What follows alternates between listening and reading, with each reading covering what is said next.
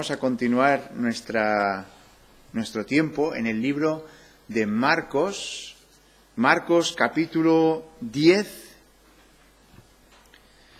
es donde nos hemos quedado, nos quedamos el año pasado, allí en Marcos 10 y este año lo volvemos a retomar después de unas semanas de no estar en este Evangelio. Y vamos a leer 3 versículos del 32 hasta el 34. Marcos, que es el segundo evangelio, Marcos capítulo 10 y versículos del 32 al 34. Dice: iban por el camino subiendo a Jerusalén, y Jesús iba delante, y ellos se asombraron y le seguían con miedo.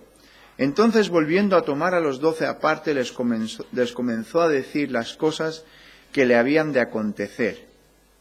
He aquí, subimos a Jerusalén, y el Hijo del Hombre será entregado a los principales sacerdotes y a los escribas, y le condenarán a muerte, y le entregarán a los gentiles, y le escarnecerán, le azotarán, y escupirán en él, y le matarán, mas al tercer día resucitará. Vamos a orar. Señor y Padre Celestial, te doy muchísimas gracias por este día que tenemos. Gracias por este pasaje que nos habla de cómo tú estás por delante. Quiero pedirte que ahora tú nos bendigas al estudiar este pasaje en esta mañana. En el nombre del Señor Jesús. Amén. Pues desde el día que Jesús comienza su ministerio terrenal y llamó a sus discípulos a seguirle, había tratado de ayudarles a entender exactamente qué es lo que iba a ocurrir. Y estos hombres creían que él era un buen maestro, creían que era un gran profeta, creían que era un hombre de Dios, e incluso podían haber creído en algún nivel de que era el Mesías prometido. Creían que su líder, el rabino Jesús, iba a liderar a su nación del dominio de Roma. Creían que Jesús iba a restaurar a Israel a su antigua grandeza. Ellos creían que Jesús sería el rey de Israel y estaban en lo correcto. Lo único que se equivocaban era en el tiempo. Todas esas cosas van a ser ciertas, pero en el momento en el que ellos pensaban, no. Esto nos puede pasar a nosotros también, ¿verdad? Vemos algo y decimos, Dios dice esto en su palabra. Y efectivamente, Dios dice, esto es una promesa de Dios. Pero no lo vemos todavía en nuestras vidas, ¿verdad? Y a veces tenemos que esperar, y a veces la espera se hace larga, ¿no? Pero Dios lo hará. En 2 ocasiones anteriores, en Marcos 8 y en Marcos 9, Jesús había intentado decirle a sus discípulos lo que iba a ocurrir. ¿Os acordáis lo que ocurrió la primera vez que Jesús dice lo que va a ocurrir? Hubo un discípulo que levantó y ¿qué hizo? ¿Os acordáis de Pedro o no? Él dijo, Señor, no, le recriminó. Esto no te va a ocurrir a ti. Porque él estaba tan confiado de lo que iba a ocurrir que no, él sabía mejor que Jesús, ¿verdad? Y Jesús, esto no lo digas, porque esto no te va a ocurrir a ti. Y nosotros también esto lo hacemos, ¿verdad? Sabemos mejor que Dios, muchas veces. No, así no es como tiene que ser. Y nos equivocamos. Y Pedro en esa ocasión también se equivocó. Y después en Marcos 9, todos estaban confundidos, todos los discípulos estaban ahí.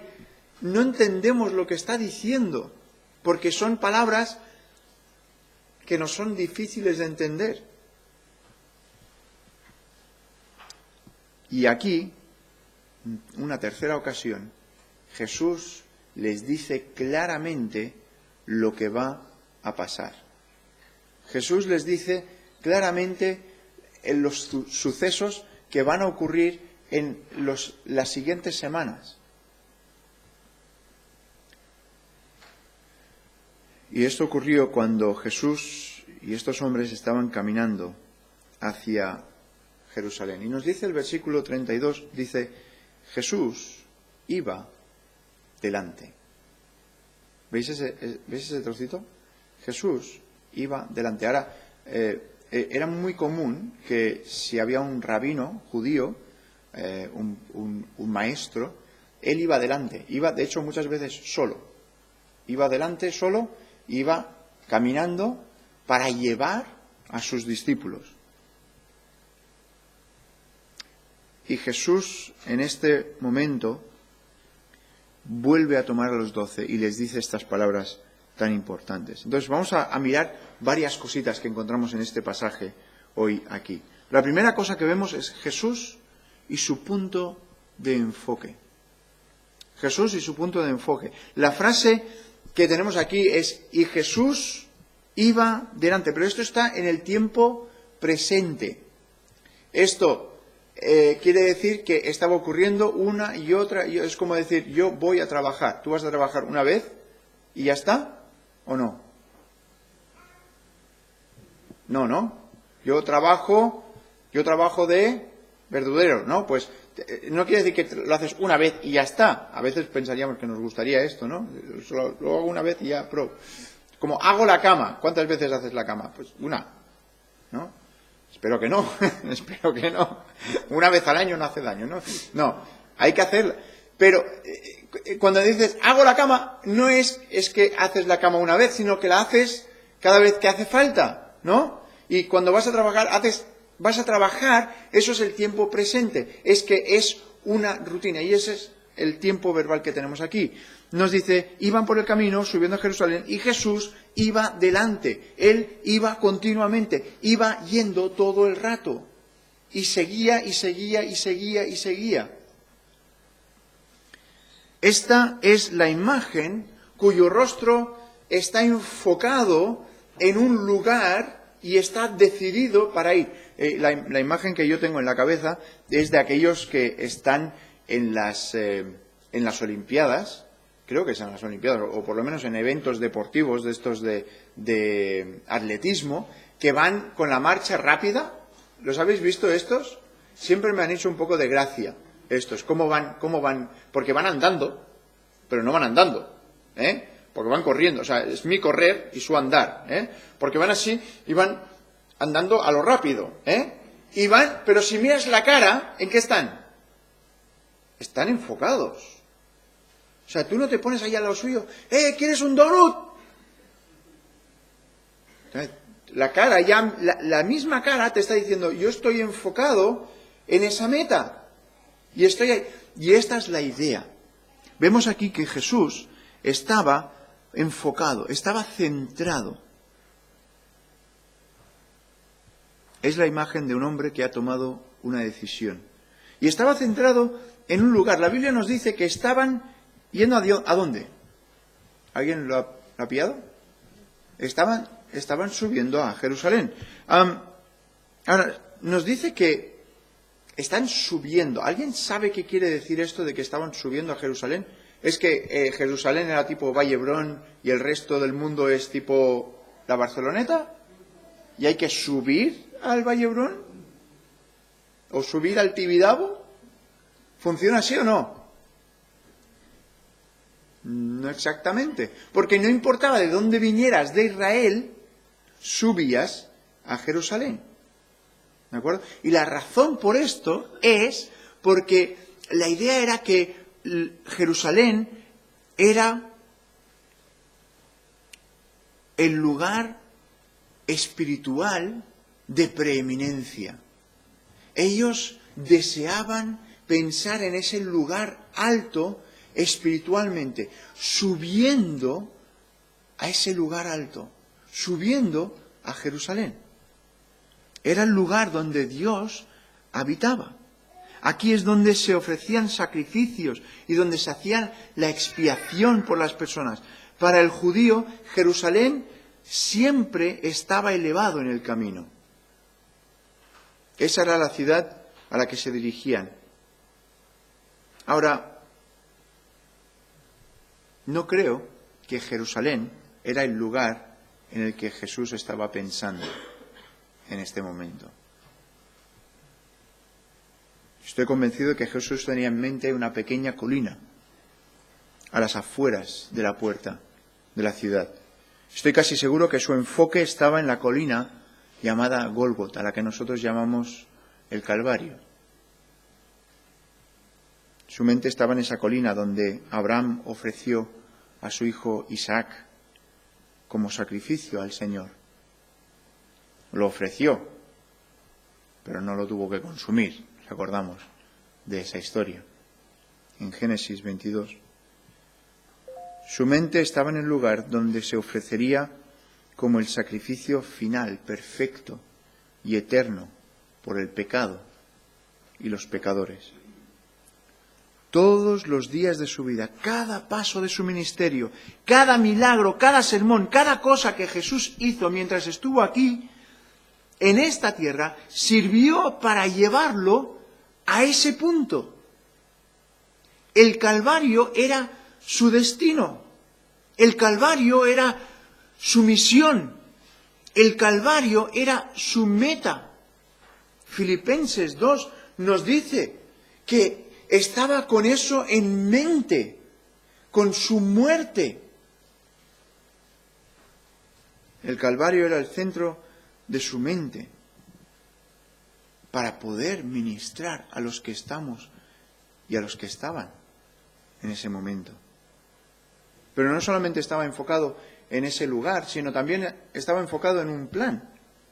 Y Jesús sabía que cuando llegara al Calvario se cumpliría un plan muy antiguo. Sabía que en el Calvario se habían hablado en los profetas sobre este lugar. Sabía que en el Calvario se cumplirían las justas demandas de un Dios que es 3 veces santo. Jesús sabía que cuando se llevara a cabo los eventos que tendrían lugar en el Calvario, Dios Todopoderoso estaría satisfecho y los pecadores perdidos podrían volver a tener comunión con un Dios santo. La cruz, y esto es algo muy importante, esto es algo que tenemos que tener muy claro en nuestras mentes, la cruz y la muerte del Señor Jesucristo no fue un accidente desafortunado. No fue un plan B, para entendernos, ¿no? Tenemos el plan A, tenemos el plan B, tenemos el plan C, en caso de que plan A y plan B no funcionen. Plan D es para los muy previsores. Yo a veces al plan B no llego, pero hay gente que lo tiene todo ya planificado. Bueno, y si esto no, pues aquello. Pero la muerte del Señor Jesús no fue un plan B, ni un plan C, ni Dios dijo, ¿y ahora qué? ¿Ahora qué vamos a hacer? Bueno, pues podríamos... No, sino que ese era el plan. Y no había otra alternativa y no había otra forma. Dios siempre tenía en mente este plan.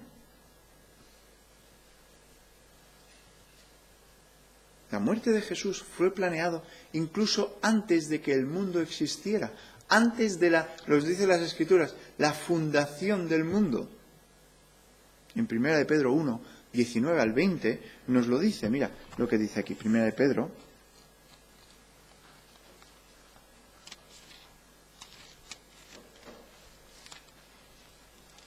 Primera de Pedro 1, 19 y 20 dicen, sino con la sangre preciosa de Cristo como de un cordero sin mancha y sin contaminación, ya destinado desde antes de la fundación del mundo, pero manifestado en los postreros tiempos por amor a vosotros. O sea, que esto estaba ya planificado desde mucho antes.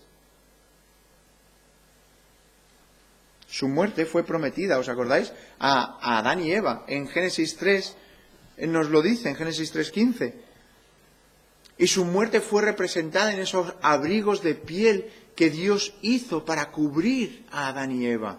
en Génesis 3:21. Su muerte fue prefigurada en todos los sacrificios que hacían los sacerdotes en el tabernáculo y en el templo. Jesús, en su muerte en la cruz, lograría lo que todos los millones de litros de sangre derramados bajo el sistema del Antiguo Testamento no pudieron hacer. Su muerte lograría lo que las hojas de higueras no pudieron hacer para Adán y Eva. Su muerte en la cruz pagaría completa, eterna y perfectamente por todos los pecados de aquellos que depositaran su fe en Él. Cuando Jesús se dirige hacia Jerusalén, el plan de esta redención es lo que tiene en mente. Está decidido, está yendo hacia Jerusalén, pero Él no está pensando en Jerusalén, está pensando en Gólgota, está pensando en ese plan de redención que se va a cumplir. Tú imagínate, tú te emocionas, ¿verdad?, cuando tú has planificado algo durante un tiempo y se llega a la fecha para poder revelar el secreto. A nosotros nos pasó eso recientemente. Llevábamos tiempo pensando en el regalo de la Nuri. Y vosotros quizás os podéis pensar, ¿y cuál es el regalo de la Nuri? Pues la Nuri hace unos meses hizo una lista de cosas que ella quería para su cumpleaños. Cosas imposibles. Cosas imposibles. Cosas como, por ejemplo, la primera cosa que dijo era que quería tener una habitación propia. La segunda cosa era un viaje a Estados Unidos. Cosas imposibles, ya os digo, porque la casa no se hace más grande, no tenemos el dinero para un billete de avión, pero bien.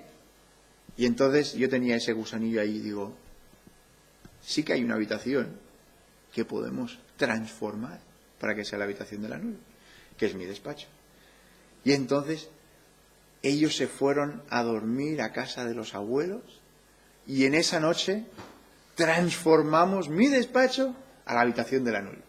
Le pusimos una puerta, pusimos una cama, bueno, todo. Y os podéis imaginar, porque llevábamos ya mucho tiempo pensando, acumulando cosas, incluso escondidas en casa. La puerta, es de estas puertas de acordeón, estaba en nuestro armario para que en ese momento pudiéramos sacar e instalarla, y estaba todo preparado. Estaba todo listo. Y cuando llegamos a casa, después del tiempo que tuvimos aquí, dijimos a la Nuri, Nuri, pones el pijama. La habitación. Bueno, llegamos y entonces la subimos para arriba, con los ojos cerrados, y venga, a tu habitación. Y claro, ella vio una puerta donde antes no había una puerta. Y la expectación, aquí es donde a lo que quiero llegar. Llevas meses pensando en esto y en un momento ya está, ya lo sabe, ya lo ha visto, ya es suyo. Y es precioso, porque nos gusta, ¿verdad? Cuando planificas algo durante un tiempo y sale bien la cosa, a veces sale mal, sale rana la cosa, pero esto pasa. Pero tú imagínate, pues sí, nosotros lo estuvimos planificando durante un tiempecito y fue precioso poder ver su reacción con esa cosa que era imposible. Pues ya lo tiene. Pero ahora, a una escala grandísima. Tú imagínate planificar algo desde antes de la fundación del mundo y estar dando detallitos, estar dando imágenes, estar dando pistas. Y Dios iba dando, hasta un momento que sería el momento culminante y sería el momento donde todo eso, te lo estás imaginando ahora se hace mucho más precioso, porque ahora ves que no es solamente entre comillas, ese momento, sino que Dios lo había planificado durante todo este tiempo y había estado dando detalles durante todo este otro tiempo para que se llegara a ese momento culminante. No es de extrañar que Jesús está de esta forma. está expectante por este plan que va a desvelarse y hacerse efectivo.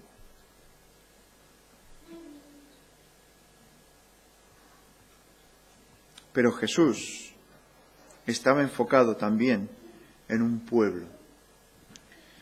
No era solamente un lugar y un plan, también se centró en un pueblo. ¿Os acordáis que hemos leído en Mateo 1, 21 durante estas fechas? Estoy seguro que lo habéis leído varias veces, lo más seguro. Aquí en la iglesia lo hemos escuchado un par de veces. Quizás en casa, si habéis leído la historia de la Navidad, también lo habéis oído, que es cuando a José se le dice cómo tienen que ponerle de nombre al bebé que van a hacer. ¿Os acordáis cómo se llamaba ese bebé? ¿Cómo se llamaba? Biel, a ver. El bebé de José y María, Jesús, ¿vale? Pero cuando el ángel se lo dice en Mateo 1:21, le dice, llamarás su nombre Jesús, y pone una coma ahí, porque nos va a desvelar algo. Dice, porque Él salvará a su pueblo de sus pecados. El ángel le está diciendo a José qué es lo que va a ocurrir. Es otra pista. ¿Y a quién le va a salvar? A su pueblo. ¿Al pueblo de Israel? No. Mira lo que nos dice varias veces en Juan. Juan es el cuarto evangelio y nos dice en Juan 1, nos lo dice claramente, en qué pueblo está pensando. Juan 1:12, mas a todos los que le recibieron, a los que creen en su nombre, les dio potestad de ser hechos hijos de Dios. ¿A quién? ¿A quién? A los que creen en su nombre, a los que le reciben y creen en su nombre, a los que le reciben por fe y creen en su nombre. En Juan 6 nos dice, a los que le fueron dados por el Padre. ¿Os acordáis que Jesús dice, ninguno de estos que me ha sido dado los voy a perder? Y en Efesios 1:4 nos dice, los que fueron elegidos en Dios antes de la fundación del mundo. Entonces en el versículo 32 aquí tenemos a estos 12. Estos versículos no solamente nos hablan acerca de Jesús, sino nos habla también acerca de sus discípulos. Nos dice aquí que estaban asombrados y le seguían con miedo. Estos discípulos, es que en serio, ¿eh? ¿Cómo es que Jesús no pudo escoger a 12 hombres mejores? Quizás para que los veamos y nos veamos reflejados. Asombrados, pero con miedo.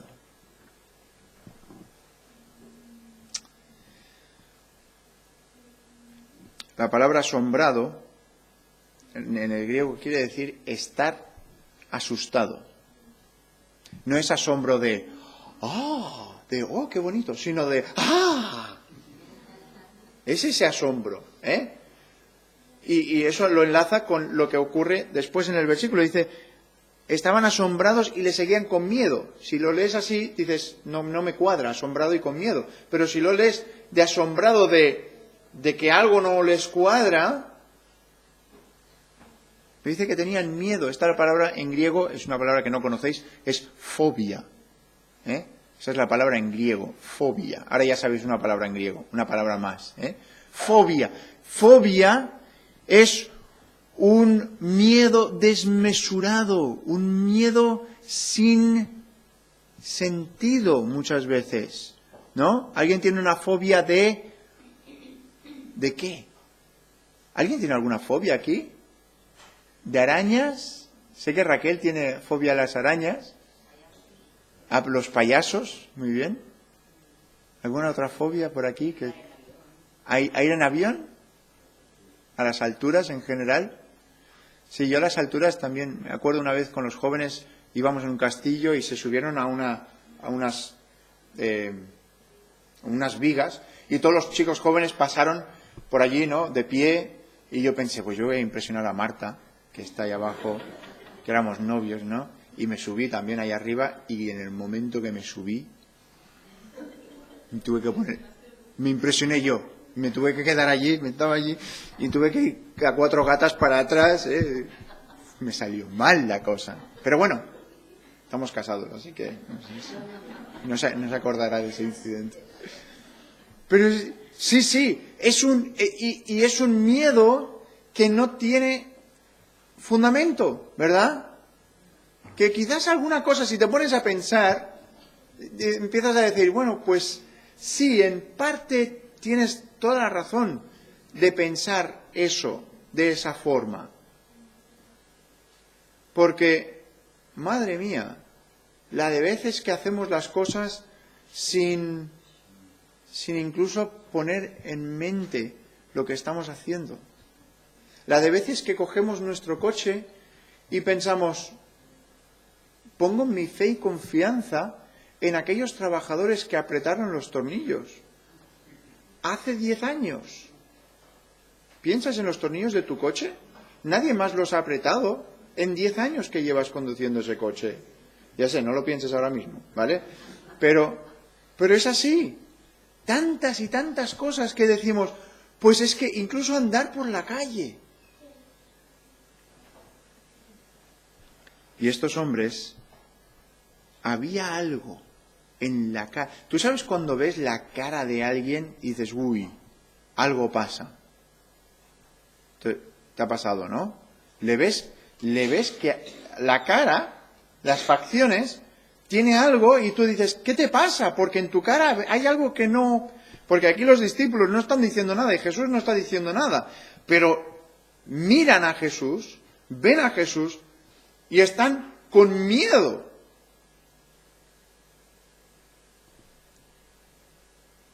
Y los discípulos están temiendo por Jesús y por sí mismos. Saben que los líderes judíos odian a Jesús. Están yendo al nido de avispas. ¿Sí? ¿Se puede decir eso? Están yendo al foco de la atención negativa y peligrosa para Jesús. Porque los líderes religiosos ya en este punto están buscando cómo matar a Jesús.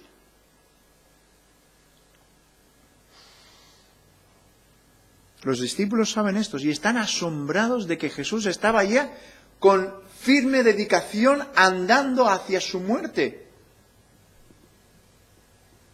Me imagino que trataron de disuadirlo, trataron de cambiarle de opinión. ¿Os acordáis en Isaías? Esto fue predicho por Isaías. En Isaías 50.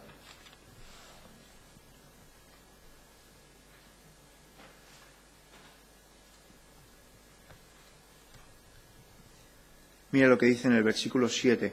Porque Jehová, el Señor, me ayudará. Por tanto, no me avergoncé. Por eso puse mi rostro como un pedernal, como una piedra. La cara dura como una piedra.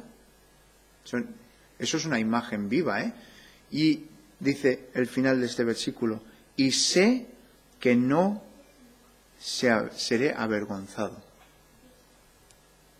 Los discípulos tienen miedo por Jesús, tienen miedo por sí mismos, y la resolución de sus miedos,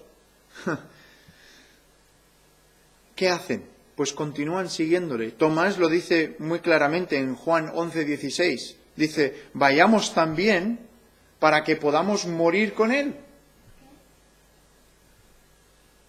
Tomás, que tanta mala fama le damos.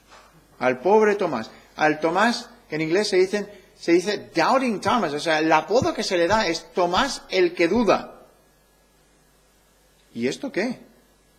Esto sería Tomás el valiente.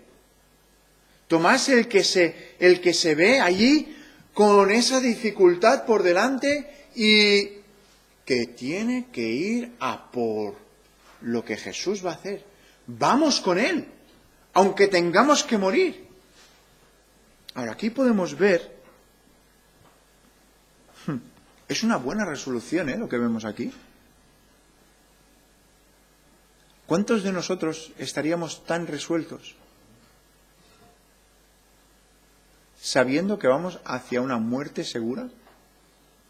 ¿Cuántos de nosotros diríamos con Tomás, oye, vamos incluso para morir?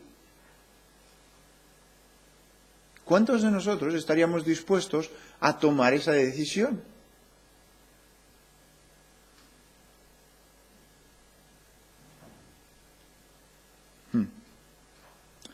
Y vemos que Jesús nota esto en sus discípulos. Él sabe lo que está ocurriendo en las mentes de sus discípulos.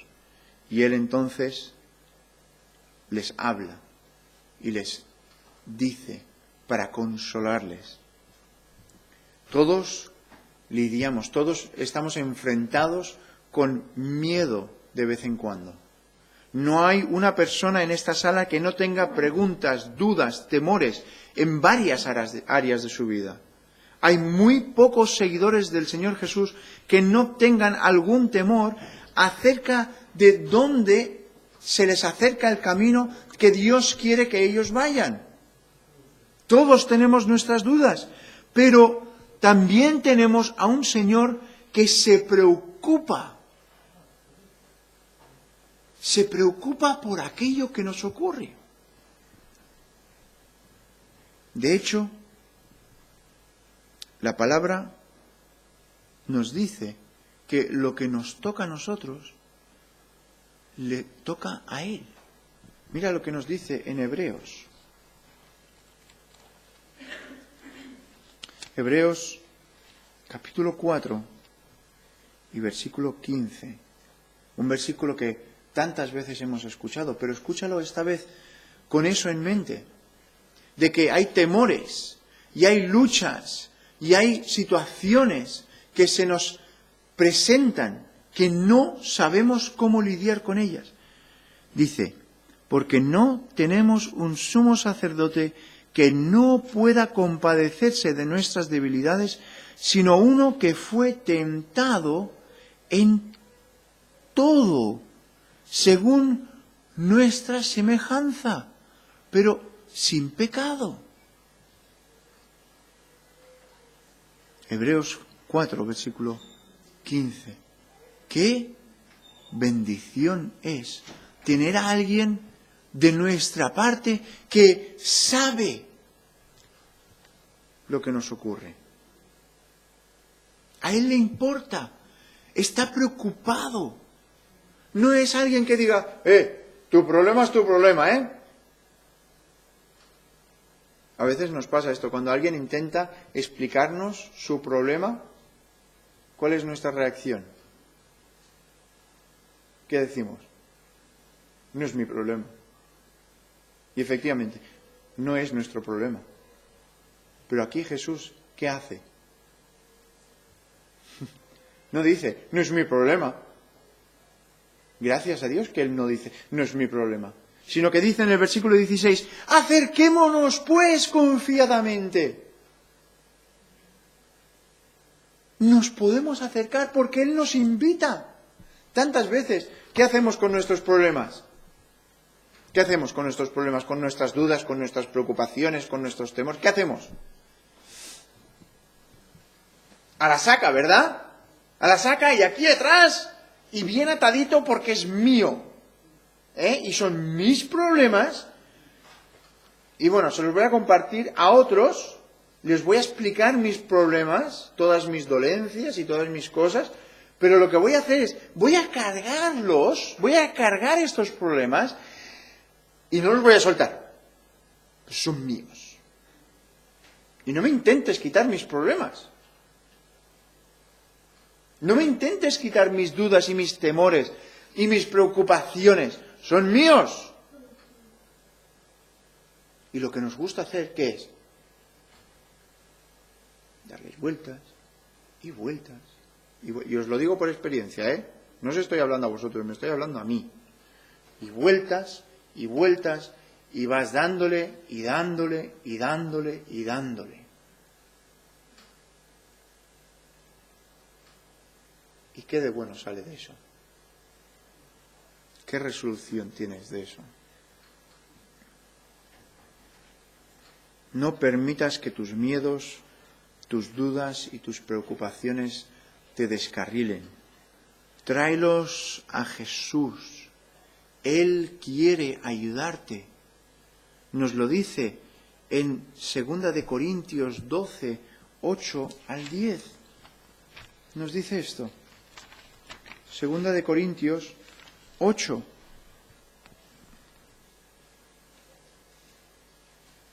Perdón, 2 de Corintios 12, 8.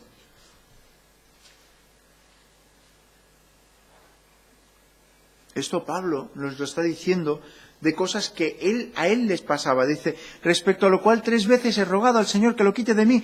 Y me ha dicho, bástate mi gracia porque mi poder se perfecciona ¿en qué? En la debilidad. Por tanto, de buena gana me gloriaré más bien en mis debilidades para que repose sobre mí el poder de Cristo. Esa es una forma muy rara de jactarse, ¿eh? Es una forma muy rara de decir, mira! ¡Tengo dolor de espalda! ¡Tengo un dolor que me impide! ¿Qué? Espera un segundo. ¿Por qué? Por lo cual, por amor a Cristo, me gozo en las debilidades, en afrentas, en necesidades, en persecuciones, en angustias, porque cuando soy débil, entonces soy fuerte. ¿Qué? Precisamente, cuando estamos fuertes nosotros, el poder de Cristo no se ve. Cuando yo puedo, Dios no sale. Porque tú puedes, pues vale, adelante, tú puedes. Hasta que no puedas, ¿verdad? Y entonces vemos aquí Jesús hablándoles. Jesús les habla a sus discípulos y les dice en términos muy claros lo que va a pasar en Jerusalén. Y en estos versículos les dice a sus discípulos los que está a punto de sufrir. Vemos aquí su último rechazo. Los líderes de los judíos harían un rechazo final de Jesús como el Mesías. Dice aquí, he aquí subimos a Jerusalén y el Hijo del Hombre será entregado a los principales sacerdotes y a los escribas y le condenarán a muerte y le entregarán a los gentiles. Ahora, esto es muy claro. ¿Cómo sabía Jesús esto? Bueno, pues Jesús es Dios y lo sabía ya de antemano lo que iba a ocurrir. Y estas palabras están haciendo ese reflejo de lo que ocurriría después. En Mateo capítulo 26 podemos leerlo cuando Jesús está ante ese tribunal supremo de los judíos que se llama el Sanedrín, 70 hombres de los más cualificados, y le entregan, le condenan a Jesús. Pero no solamente lo entregan a muerte, porque eso ya es malo, eso ya es horrendo. No es solamente esto, digo solamente, ¿me entendéis? Sino que en el siguiente versículo Jesús dice, y le escarnecerán, y le azotarán, y escupirán en él. ¿Esto qué es? ¿Esto qué es? Es desprecio, es ridículo, es hacer sentir mal, es hacer sentir que no vales nada. Las multitudes alrededor de la cruz se burlan del Hijo de Dios. Los guardias del sumo sacerdote se burlan de él. Los guardias de Pilato se burlan de él. Las multitudes se burlan de Jesús.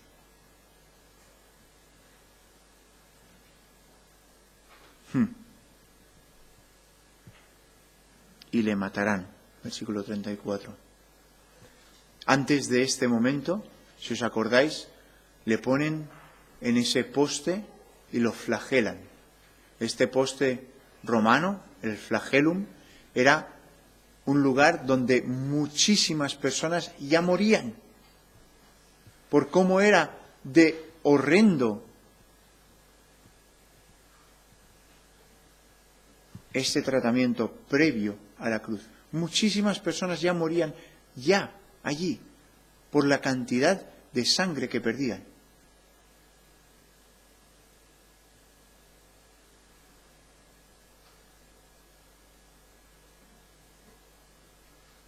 Luego escupieron en la cara de Jesús y le arrancaban la barba de su cara.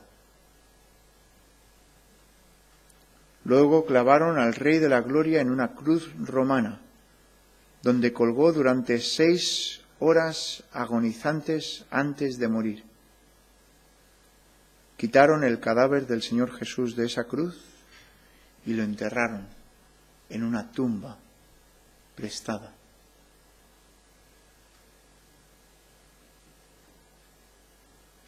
Pero tenemos aquí una palabra que me encanta. Está entre esas que me gustan también, que tiene 4 letras, que es pero, pues esta es otra que tiene 3 letras, y es más. Quiere decir lo mismo, aproximadamente. Porque aquí en el versículo 34 dice, más al tercer día resucitará. Porque si ya los discípulos estaban con miedo, yo me imagino escuchando a Jesús decir estas palabras, se les va hundiendo la cabeza un poco más, un poco más, un poco más, y Jesús les dice, esperaros, porque no acaba allí. Mas al tercer día resucitará. Jesús se levantó ese tercer día para no morir nunca más. ¿Qué significa eso para nosotros? Simplemente significa que si conoces a Jesucristo como tu Salvador, nunca debes temer la muerte, o el infierno, o la tumba, o el juicio de Dios. ¿Por qué? Pues porque cuando Jesús murió, Él no estaba muriendo por sí mismo, estaba muriendo por todos aquellos que depositaran su fe en Él para salvación. Cuando Jesús murió, estaba pagando por el pecado y satisfaciendo a un Dios santo. Cuando Jesús murió, estaba abriendo el camino de salvación para toda aquella persona que de veras ponga su fe y su confianza en Él. Cuando Jesús murió, estaba muriendo por el pecado y por los pecadores. Cuando Jesús murió, fue juzgado en vez del pecador. Cuando Jesús resucitó con vida eterna para todos los que tienen fe en Él. Y despojó el poder de la tumba para siempre y les dio a sus seguidores victoria sobre la muerte, sobre el infierno y sobre la tumba. Por eso ahora cuando lees este trocito, estas 4 palabras ahora toman otro significado. Escucha. Y Jesús iba delante. Jesús iba delante, abriendo ese camino hacia la cruz, pero hacia la cruz que lleva hacia la tumba. Pero esa tumba ya no está cerrada. Jesús iba delante, porque Él resucitó de entre los muertos y ahora ha abierto ese camino para ti y para mí.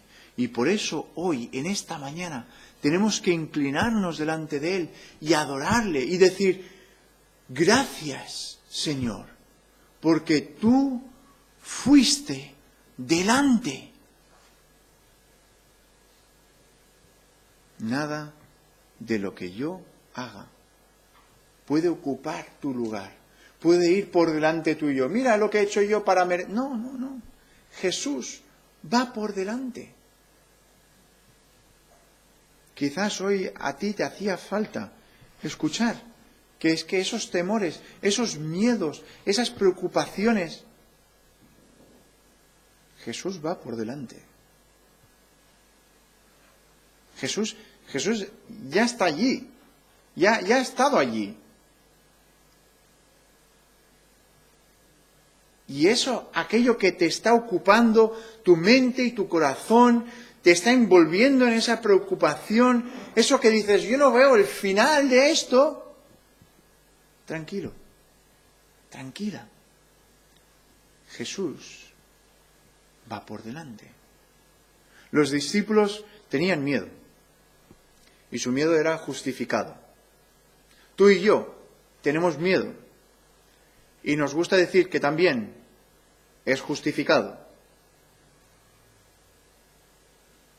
Pero cuando lo pones en perspectiva, recuerda, antes de la fundación del mundo, Dios Padre planificó que en este evento, en este momento, Jesús moriría.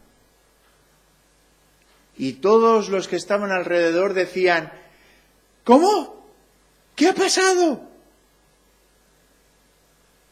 Pero la verdad es que Jesús iba por delante. Y ese debe ser nuestro pensamiento. Jesús va por delante. Jesús sigue en el trono. Dios no está dormido. El otro día alguien lo mencionaba, creo que Marta lo mencionaba. Dios no está dormido. Gracias a Dios que Él no duerme. No ha ocurrido esto. ¡Uy! Dios se ha despistado. ¡No! Dios no se despista. Y gracias a Dios por ello, que hoy podemos estar confiados de que Jesús va por delante. Que el Señor os bendiga.